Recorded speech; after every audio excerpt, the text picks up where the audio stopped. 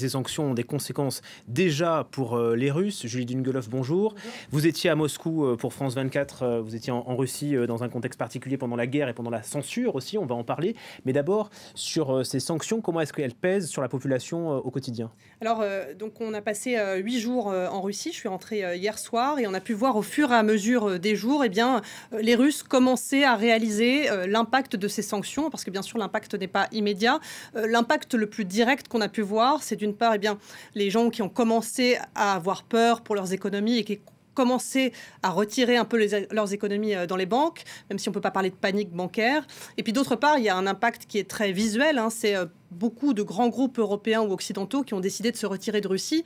On pense notamment à Zara, à Ikea. Et donc le jour où Ikea a annoncé qu'il se retirait de Russie, les Russes se sont rués chez Ikea. Il y avait des files d'attente très impressionnantes. Les magasins sont fermés. Les magasins sont fermés. Ouais. Et ce que disaient des économistes russes, c'est que dans les prochaines semaines, dans les grands centres commerciaux moscovites, qui sont très très impressionnants, 50% des boutiques pourraient fermer, ce qui fait évidemment beaucoup réagir les gens sur place. Une jeune femme assez branchée me disait mais moi j'ai envie de continuer à avoir le choix, c'est un retour en arrière pour nous d'avoir des produits uniques de consommation, je veux continuer à avoir le choix de ce que je regarde, de ce que je consomme, et voilà, donc il y a beaucoup de gens qui ont l'impression qui se dirigent vers un retour en arrière, qui font notamment référence aux années 90 où ils faisaient la queue dans les magasins pour obtenir des produits de première nécessité. Et ces Russes sont peut-être ceux qui se mobilisent contre la guerre. Au moins 5000 personnes hier ont été arrêtées dans 69 villes russes.